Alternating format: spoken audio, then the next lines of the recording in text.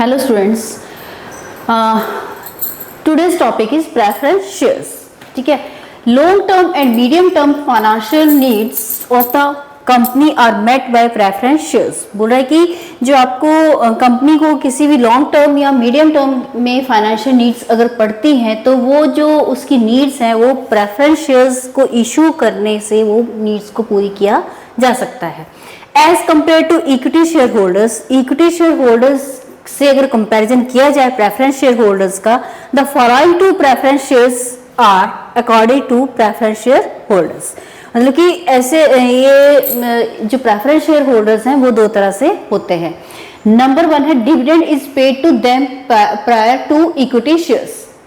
कैसे इसका कंपैरिजन में क्या क्या पॉइंट्स हैं कि जो डिविडेंड है इज पेड टू देम, जो डिविडेंड है प्रेफरेंस शेयर होल्डर्स को वो इक्विटी शेयर होल्डर्स से पहले दिया जाता है।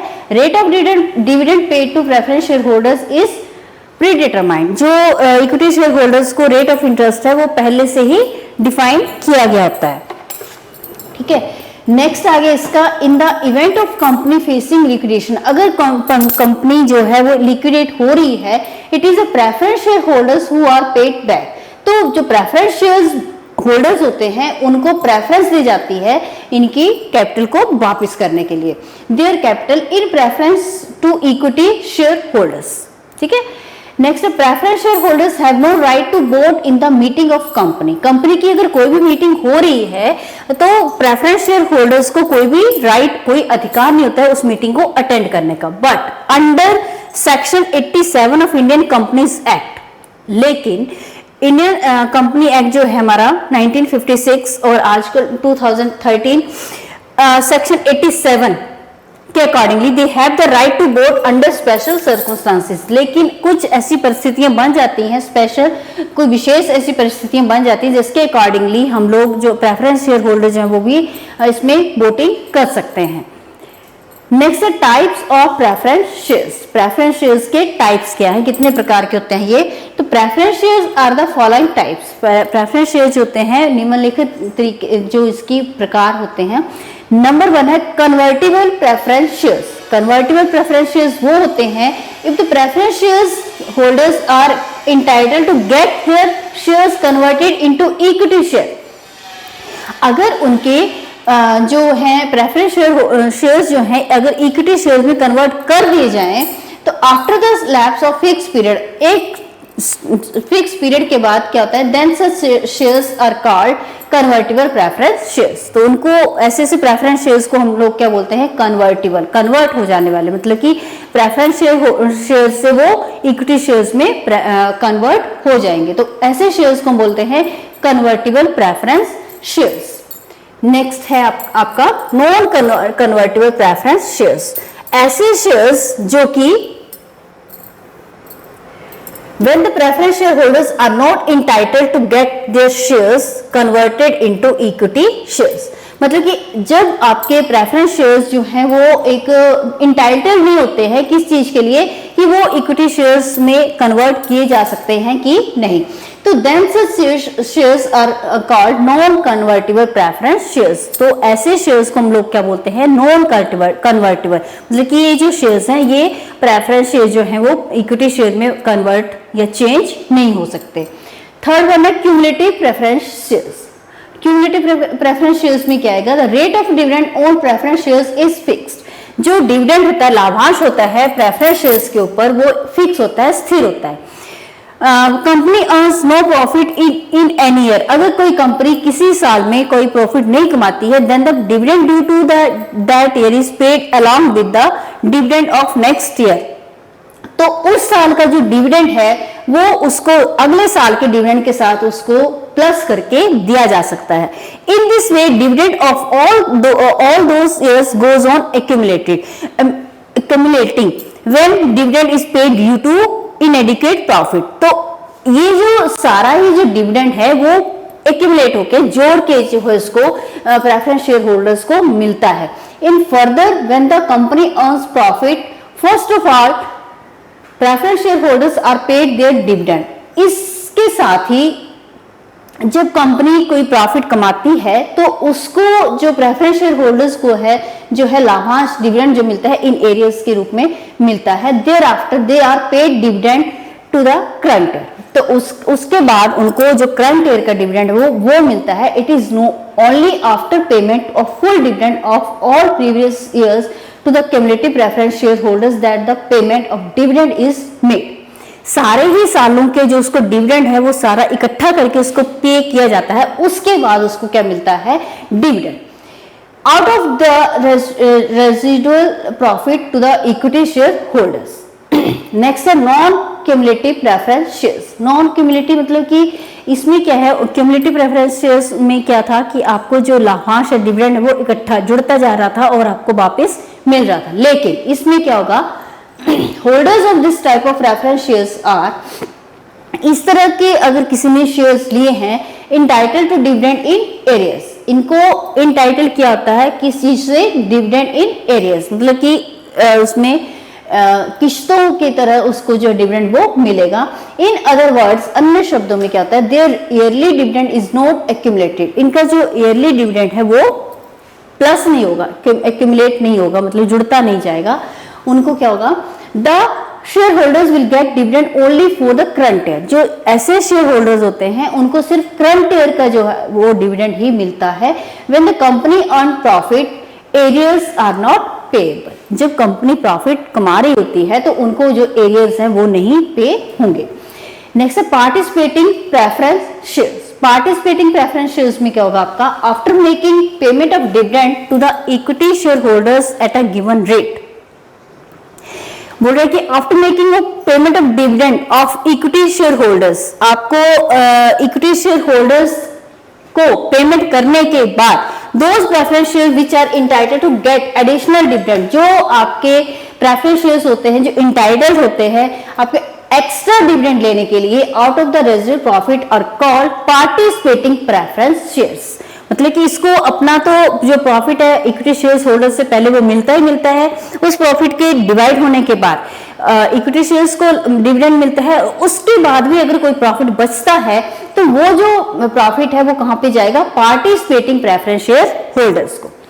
Next not participating preference shares. Not participating preference shares में क्या होगा, those preference shares which are not entitled to receive additional dividend. इनको ये जो आपके प्रेफरेंस शेयर होल्डर्स होते हैं ये इंटाइटल नहीं होते हैं किसी भी तरह से के एडिशनल डिविडेंड को लेने से, ठीक है। Out of the residual profit are called not participant preference shares. तो इस तरह के शेयर प्रेफरेंस शेयर होल्डर्स जो कि आपके एक्स्ट्रा जो प्रॉफिट है वो लेने से इंटाइटल नहीं है तो उसको हम बोलेंगे not participating preference shares. Next redeemable preference shares. Redeemable preference shares मतलब कि उनको आप भुना सकते हैं, मतलब कैश ले सकते हैं। Such preference shares which are redeemed by the company after fix period are called redeemable preference shares. कुछ कंपनी के कुछ ऐसे शेयर्स होते हैं जो कि आप कुछ समय के बाद आफ्टर फिक्स पीरियड, कुछ फिक्स पीरियड के बाद आप अपने शेयर्स को रिडीम कर सकते हैं, भुना सकते हैं, तोड़ सकते हैं या उसका जो अपना कैपिटल जो है वो वापस ले सकते हैं। तो इस तरह के शेयर्स को हम लोग क्या बोलते हैं, रिडीमेबल प्रेफरेंस शेयर्स। नेक्स्ट है non redeemable preference shares. Non redeemable preference shares में क्या आएगा, those preference shares which are not redeemed by the company during the life time are called non redeemable preference shares. कोई भी company जो अपने life time में अगर किसी प्रेफरेंस शेयर्स को भुनाने का मौका नहीं देती है तो वो जो शेयर्स हैं वो कहलाते हैं आपके नॉन रिडीमेबल प्रेफरेंस शेयर्स, ठीक है।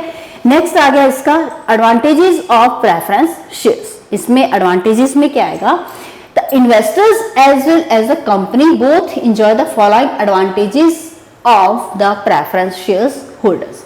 बोल रहा है कि इन्वेस्टर्स के साथ साथ कंपनी जो है वो भी इसकी एडवांटेजेस को एंजॉय करती है। तो first of all advantage to investors को जो इसमें पैसा लगाते हैं कंपनी में, उसके लिए जो प्रेफरेंस शेयर्स होते हैं वो क्या क्या उसके लाभ होते हैं। तो नंबर 1 जो है आपका regular income.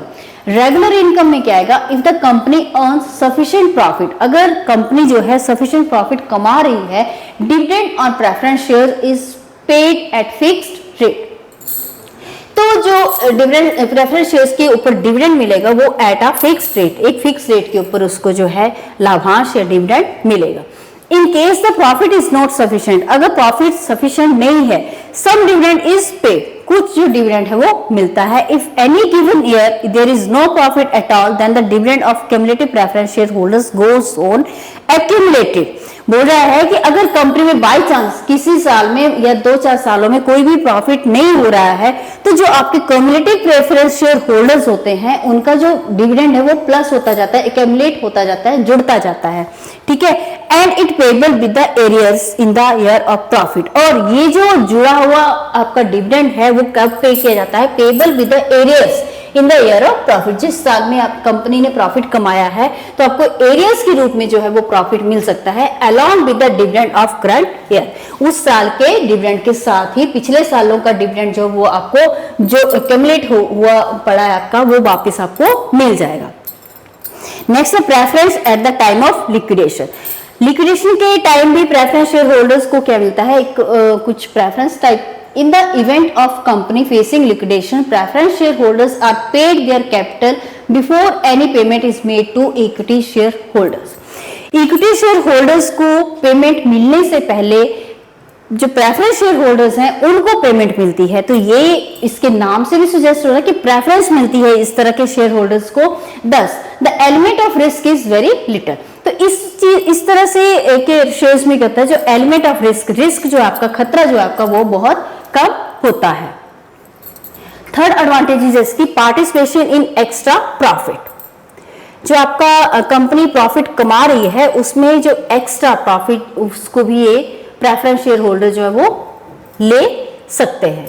When the company earns large profit, अगर कंपनी लार्ज प्रॉफिट को हासिल कर रही है, it pays additional dividend on participating preference shares. तो जो एडिशनल जो आपका लाभांश है वो भी इसमें पार्टिसिपेटिंग प्रेफरेंस शेयर होल्डर्स को मिल सकता है। हम लोगों ने प्रेफरेंस शेयर्स के टाइप्स पढ़े, उसमें टाइप थी आपकी participating and non participating preference share holders. तो इस तरह का जो प्रॉफिट है वो कौन से शेयर होल्डर्स को मिलेगा, पार्टिसिपेटिंग प्रेफरेंस शेयर होल्डर्स को, ठीक है। नेक्स्ट है voting right on related resolution. बोल रहा है कि वोटिंग राइट जो है अधिकार जो है इसका वोट करने का अधिकार भी मिलता है। Preference share holders have the right to vote on the resolution of the company as a direct bearing on their interest. अपने इंटरेस्ट के हिसाब से जो प्रेफरेंस शेयर होल्डर्स हैं वो कंपनी के किसी भी मैटर में अब वोट जो है वो कर सकते हैं। नेक्स्ट है एडवांटेजेस टू कंपनी। पहले हमने देखी प्रेफरेंस शेयर होल्डर्स की एडवांटेजेस टू इन्वेस्टर्स, अब हम डिस्कस करने जा रहे हैं advantages to company. A company has the following main advantages to of issuing preference shares. जो कंपनी है उसको जो प्रेफरेंस शेयर्स इशू करने के क्या क्या उसको मिलते हैं एडवांटेजेस, वो इस तरह से हैं। No interference in management. जो इक्विटी शेयर होल्डर्स होते हैं बच्चे वो जो है मैनेजमेंट कंपनी की मैनेजमेंट में कैसे भी पार्टिसिपेट कर सकते हैं। उन्होंने डायरेक्टर्स को अपॉइंट किया होता है, उनका रेफरेंस देके जो डायरेक्टर्स हैं वो कंपनी की मैनेजमेंट में इंटरफेरेंस कर सकते हैं। लेकिन प्रेफरेंस शेयर होल्डर्स में क्या होता है, नो इंटरफेरेंस, इनका कोई इंटरफेरेंस नहीं होता मैनेजमेंट में। Mostly preference share holders have no right to vote. Preference share holders को कोई राइट नहीं होता वोट करने का। So they can not interfere the management of the company. तो वो जो है कंपनी की मैनेजमेंट में कोई भी किसी भी तरह इंटरफेयर नहीं कर सकते हैं। सेकेंड है less burden on company. Company के ऊपर क्या होता है इसका लेस कम बोझ या बर्डन होता है। The equity share usually accept more dividend that the preference share holders. Equity shares जो होते हैं वो एक्चुअली भी क्या होता है कि जो प्रेफरेंस शेयर होल्डर्स होते हैं उनका जो डिविडेंड होता है वो फिक्स रेट में होता है, लेकिन उसके बचने के बाद प्रेफरेंस शेयर होल्डर्स को डिविडेंड पे होने के बाद जो भी प्रॉफिट बचता है वो सारा ही कहां पे जाता है आपका इक्विटी शेयर होल्डर्स में, ठीक है। तो in that case that point of view बोल रहा है कि the exception on the part of the equity share act a burden on the company, ठीक है। But in case of preference shares में क्या होता है, company is free from any worry after making payment of dividend at a fixed rate. एक fix rate के ऊपर जो है कंपनी पेमेंट कर देती है, उसके बाद कंपनी को किसी भी तरह का उसमें बर्डन टाइप फील नहीं होता है प्रेफरेंस शेयर्स होल्डर्स के पॉइंट ऑफ व्यू से, ठीक है।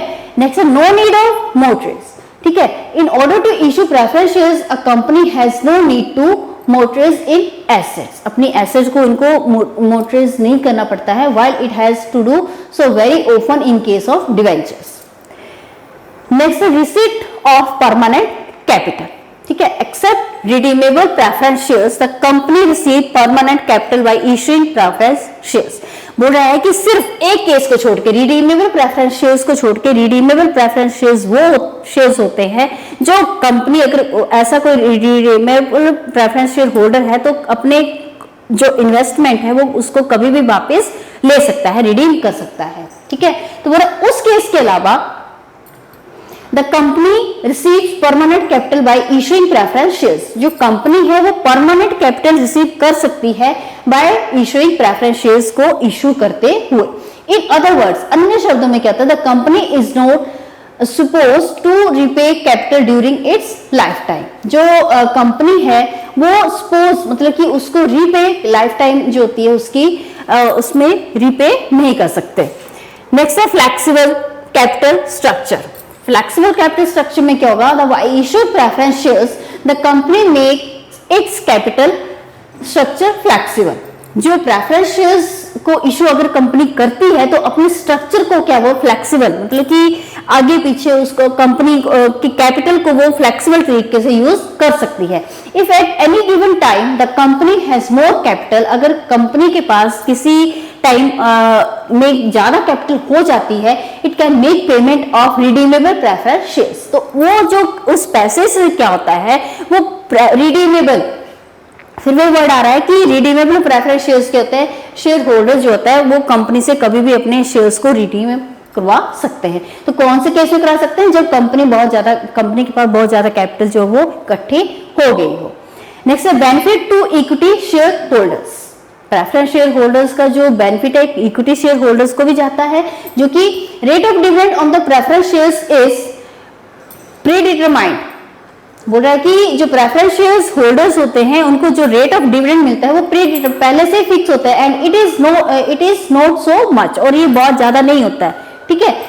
Its benefit to the equity share holders is that after making payment of dividend at a fixed rate to the preference share holders the reminder amount of the profit goes to them.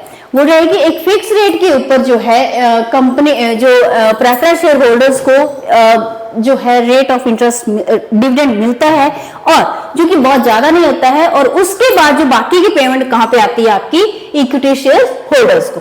In this way the equity share holders receive dividend at higher rate. इस तरह से क्या होता है, equity share holders जो होते हैं अपने एक हायर रेट के ऊपर जो है डिविडेंड जो है वो प्राप्त करते हैं। एडवांटेजेस के साथ साथ डिसएडवांटेजेस भी होती हैं हर चीज की। तो डिसएडवांटेजेस जो प्रेफरेंस शेयर्स में सबसे पहले आएगा, जैसे कि एडवांटेजेस थी इन्वेस्टर्स और कंपनी को, वैसे ही इसकी डिसएडवांटेजेस भी है इन्वेस्टर्स को और उसके साथ साथ कंपनीज को भी। तो first of all disadvantages to investors. इन डिसएडवांटेजेस में क्या आएगा, no participation in extra profit. क्यों? क्योंकि प्रेफरेंस शेयर्स होल्डर्स का जो रेट ऑफ डिविडेंड पहले से फिक्स होता है, ठीक है, उनको जो रेट ऑफ इंटरेस्ट है वो भी थोड़ी कम मात्रा में होता है, और उसके बाद जो है इक्विटी शेयर होल्डर जो सारा ही उसका जो रेट ऑफ या प्रॉफिट है वो सारा ही इक्विटी शेयर होल्डर्स में बांट दिया जाता है। तो बोल रहे कि no participation in extra profits except participating preference shares. हम लोगों ने पढ़ा पार्टिसिपेटिंग प्रेफरेंस शेयर्स इसके टाइप्स में, और non participating preference shares. Participating preference shares में क्या आता है, आपका जो एक बार उसको रेट ऑफ डिविडेंड अगर मिल चुका होता है, उसके बाद भी अगर कुछ बचता है शेयर होल्डर्स के पेमेंट करने के बाद भी, तो एक्स्ट्रा प्रॉफिट में से जो बचेगा वो किसको मिलेगा, पार्टिसिपेटिंग प्रेफरेंस शेयर्स को। तो बोल रहा है कि इस केस के अलावा except participating preference shares, other preference shareholders are not entitled to any share of the extra profit। ठीक है, बोल रहा है कि इसमें इस पार्टिसिपेटिंग प्रेफरेंस शेयर्स के अलावा अन्य जो भी प्रेफरेंस शेयर होल्डर्स होते हैं उनको कोई भी शेयर एक्स्ट्रा प्रॉफिट में कोई भी शेयर नहीं मिलता है, इंटाइटल्ड ही नहीं होते हैं ये।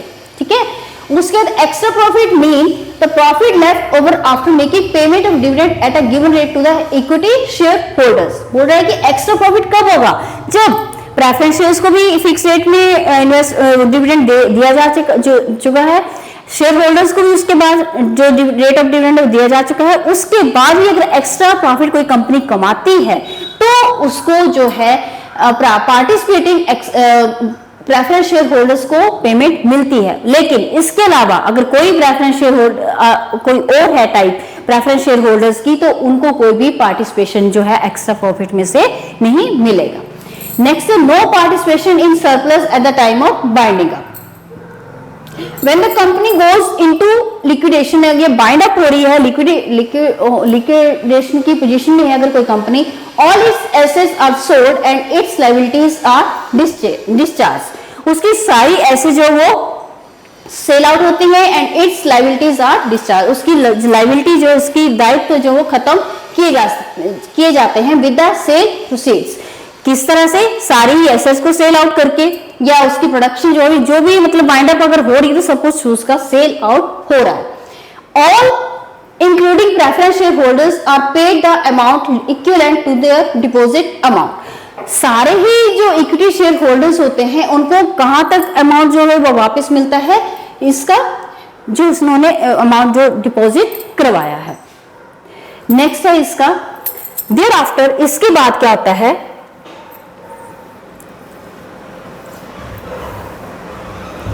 Whatever amount is left, जो भी अमाउंट बचता है, the whole of this surplus is distributed among the equity shareholders। तो सारा ही जो बचा हुआ अमाउंट जो वो किसको दे दी जाता है? इक्विटी शेयर होल्डर्स को। Preference share holders are not given any share out of the surplus. जो भी सरप्लस बाद में बचता है तो प्रेफरेंस शेयर होल्डर्स को कोई भी उसमें से अमाउंट जो वापस नहीं मिलता है। नेक्स्ट इसकी डिसएडवांटेजेस है तो इन्वेस्टर्स, तो वो है no participation in managerial activities. सबसे पहले हम लोगों ने यही पढ़ा था कि इक्विटी शेयर होल्डर जो है वो मैनेजमेंट की एक्टिविटीज में पार्टिसिपेट कर सकते हैं, लेकिन प्रेफरेंस शेयर होल्डर जो है वो पार्टिसिपेशन नहीं कर सकते हैं किसी भी कंपनी की मैनेजमेंट में। तो preference share holders have no right, इनको कोई अधिकार नहीं है to vote under normal circumstances. कुछ जो नॉर्मल से सर्कमस्टांसेस होते हैं उसमें इनको पार्टिसिपेट करने का कोई राइट नहीं होता है। Thus so they can not participate in managerial activity. जो भी प्रबंधकीय गतिविधियां होती हैं इसमें जो है आपके प्रेफरेंस शेयर होल्डर जो है वो किसी भी तरह का पार्टिसिपेशन नहीं ले सकते हैं। Next, no legal right to get dividend. Legal मतलब वैधानिक, इनको कोई भी अधिकार नहीं है टू गेट डिविडेंड, को लाभांश लेने का। If in a particular year no dividend is paid, अगर to the preference shareholders, अगर किसी particular year में इसमें preference shareholders को कोई भी dividend नहीं दिया गया है, they cannot take any legal action, वो legal action नहीं ले सकते, ठीक है, against the company के खिलाफ। However, debenture holders have the legal right to get the interest। लेकिन जो आपके डिवेंचर होल्डर्स होते हैं उनको लीगल राइट होता है उनको